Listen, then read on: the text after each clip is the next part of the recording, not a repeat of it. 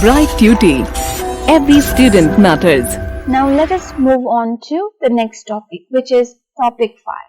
And here we will look at relief or the landscapes. Landscapes meaning the forms of land or surface or different kinds of surfaces that India has, okay? Whether there are mountains, whether there are tabletop like plains, or whether there are flat surfaces, or what kind of surfaces or landscapes, which we often use the term to denote those surfaces are, okay? Now, just like in the beginning of this chapter, how I was explaining what we understand India today was not the same 100 years ago or 70 years ago, alright? So, changes have occurred to give us India that we know today. In the similar manner, when we look at the mountains, when we look at the surfaces, when we look at the plains, when we look at the plateaus, when we look at the desert, everything that we have around us, this have not been there forever, okay? Changes have occurred because of which they have formed in the manner that we see today, okay? Like for example, the mountains, they were not there always. Alright, they have been formed as a result of geological changes. The plains have been formed as a result of geological changes and over time have formed in the manner that we see and we learn about them today. Okay, so the present form of landscape today that we see with our eyes have not been there since the beginning of the time. Okay. They have occurred over time as a result of changes, numerous changes, and those changes are geological changes. Alright? So, these changes, what are these changes? The changes take place as a result of some events. Something has to happen for that change to take place. Okay? Now, what happens? The sliding plates and drifting continents. Now, what are sliding plates? Imagine that the land that we know, right? So this is underground. This is the surface of the earth and this is the various plates under the ground. Alright, imagine that they are in various layers. Now, sometimes what happens is that these plates, okay, these different levels of the soil, what is beneath the surface of the earth, they slide. They sometimes slide to the left, sometimes slide to the right. And because of the sliding, what happens? Changes occur on the surface. Okay, as a result of this sliding, sometimes there is a crack, sometimes there is a deep valley, sometimes there is a platform or table like land created, okay? Sometimes mountains are formed, alright? Now that is one of the changes that occur. Now the other, that is one of the reasons for the changes. Now the other reason is the drifting of the continents.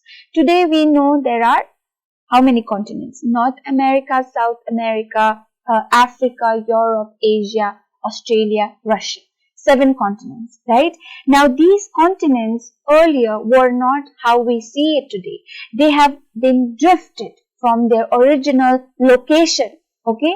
Drifted away or drifted towards. So drift means move. Okay, so imagine the surface of the earth is not how it looks. It is always moving. Okay, sometimes the move is very drastic and we realize it, but otherwise we don't realize it. And then finally, after several hundreds of years, we see formation of new landscape or formation of a new continent or formation of a new geographical change. Alright, so the continents are also constantly moving. Earlier, say for example, Africa, present day Africa, continent of Africa and Asia, they were together. But because of these continents drifted away from each other and they formed what we see Africa and Asia to be located or to be shaped in the manner they are today that we see. Okay? So drifting is moving sometimes away, sometimes towards something. Okay? So because of this drifting of the continents, drifting of the surfaces, changes occur. And because of these changes, what we can see, formation of cracks, formation of valleys, formation of table surfaces, formation of hills and mountains. Okay? So when plates slide, imagine that this is the surface of the earth. So the plates below the surface, they are moving, and sometimes when they slide, and then what happens? This sliding and drifting, this results in the formation of wrinkle-like surface. Wrinkles, they form wrinkles, okay, like this.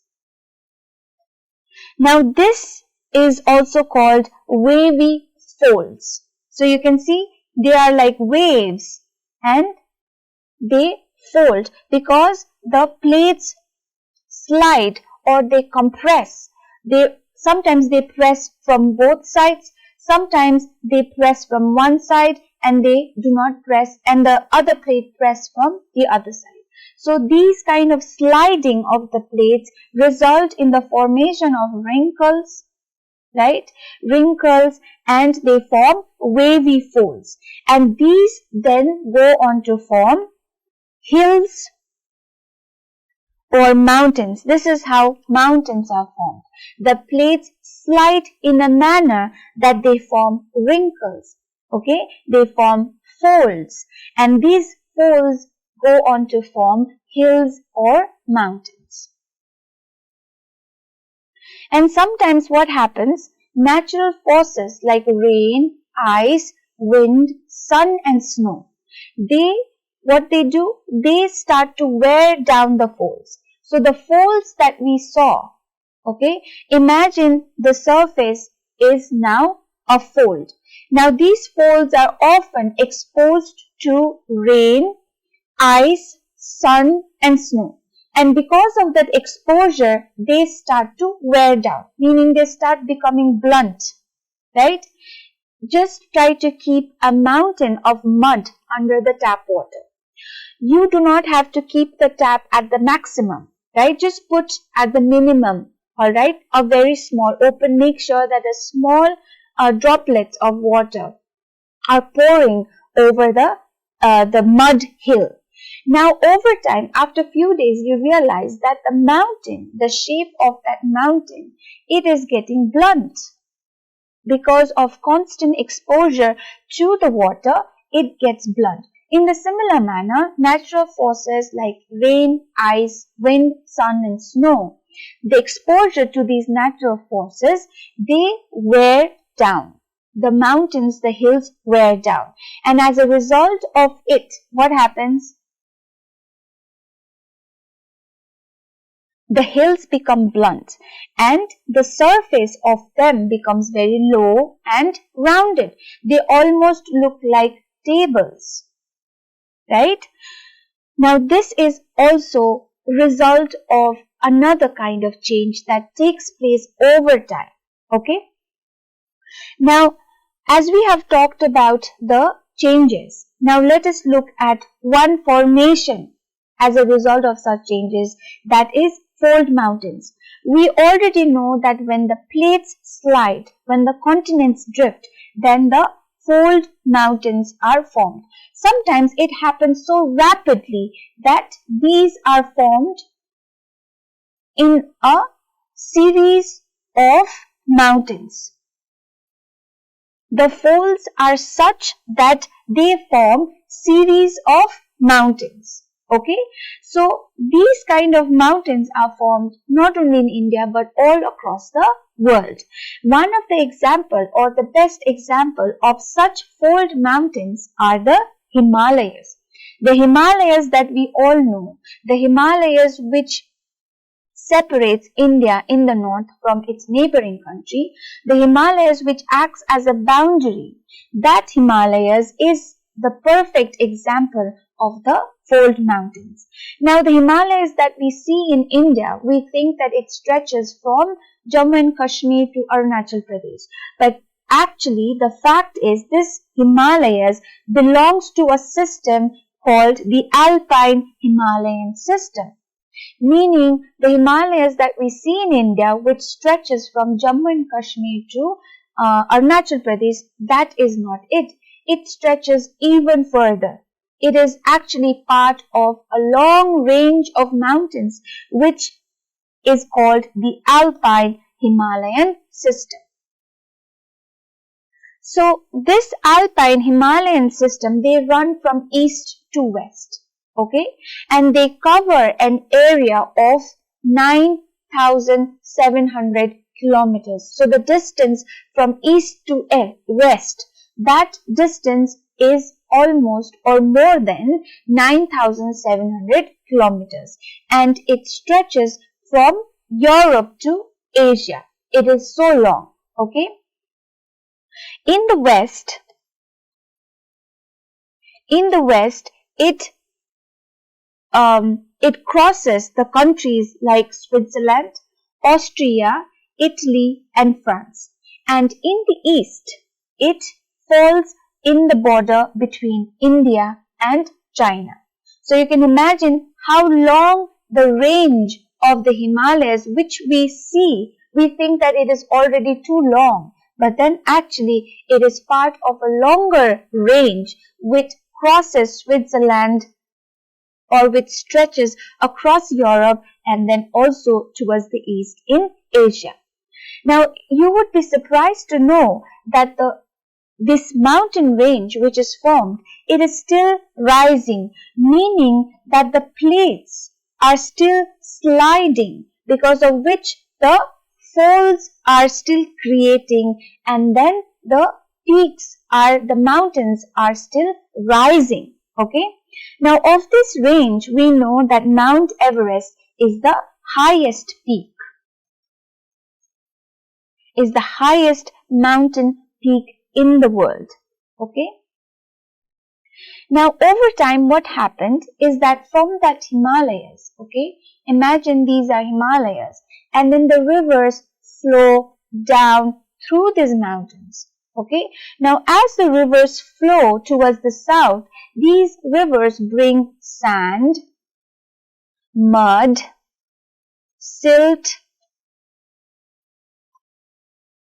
and these they bring and then they end in an area. Okay. So they start to accumulate all that mud, all that sand that they bring with them. Okay. And then as a result of that, what is created? A depression or basin is created.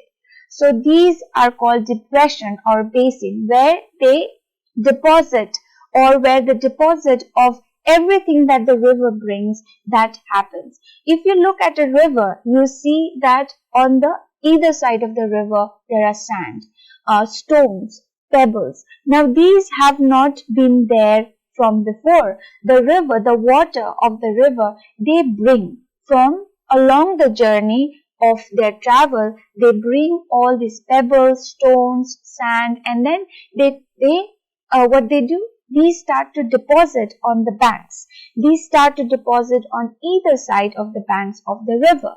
And that deposit is called the basin. So in a similar manner, even in the Himalayas, over time, the rivers brought all this mud and sand, and that began to be deposited in an area. And that deposit was alluvium. Okay. Alluvium is a very fertile sand. Okay, in that kind of soil or sand, if you cultivate the crops, then you have a good harvest. So this alluvial, which was brought by the rivers down the Himalayan range, that got deposited in that depression. Okay, so over time it deposited, and then it became a huge plain. And that plain came to be known as North Indian Plain.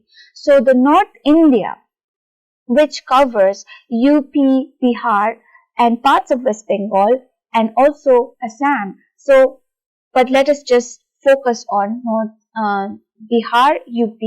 Now that is a very fertile land, and that is the Northern Indian Plain. Okay, that has alluvium deposits, and the soil there is very fertile, which means cultivation is very good in that area. Okay, so this is how over time the North Indian Plain was formed. Now at the same time, there were volcanic eruptions. You know what volcanoes are? They erupt, right? So these volcanic eruptions were taking place in the northwestern part of plateau. So we know that the peninsular part of India is a plateau. So the northwestern part, okay, the northwestern part of that plateau was having volcanic eruptions. Okay. Now as a result of that, the western part subsided. So the western part decreased in the level of the surface. Okay, the level of the surface, it decreased, and as a result of that, Indian Ocean occupied depression. So the Indian Ocean, which was towards the south, that slowly came to fill in that depression, this depression. Okay, and as a result of Indian Ocean filling that depression, Arabian Sea, which we now see in the western side of the peninsular India, that was formed.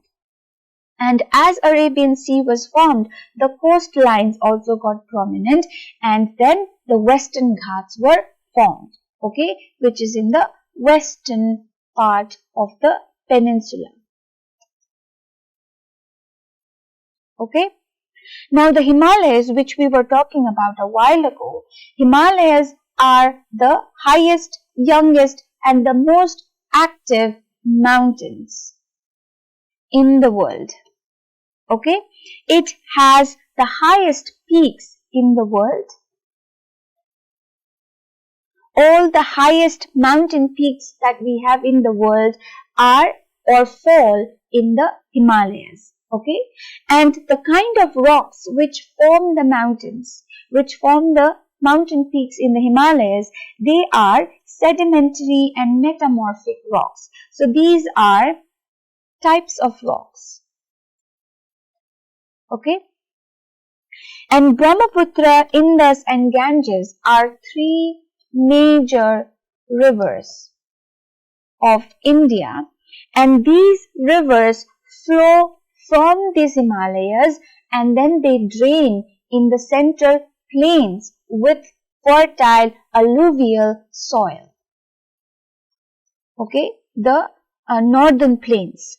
So these rivers are responsible for the formation of the northern plains, which are very fertile and also densely populated part of the country. Okay. And then we have the Deccan Plateau, the peninsular part, the central and the southern part. Now these Deccan Plateau, they are formed with rocks, and the rocks, the specific type of the rocks are igneous and metamorphic rocks. Okay, just like the type of rocks that form the mountains in the Himalayas. Now the Deccan Plateau is a very rocky region, meaning there are a lot of rocks, and it has low mountain ranges. We saw that how low mountain ranges are created, right?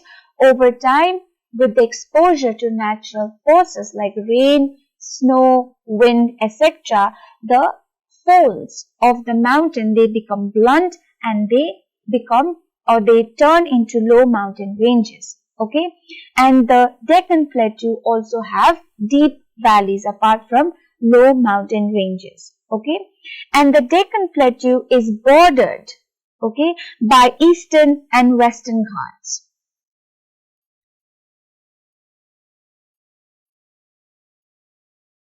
So this is the plateau. the central and southern part of our country. So this is the Deccan Plateau. Okay, and this is bordered on two sides of it by Eastern Ghats. Eastern Ghats and Western Ghats. If you remember, these are coastlines, right? And these coastlines are then bordered by a range of low mountain ranges, and these low mountain ranges are called Western Ghats in the west and Eastern Ghats in the east.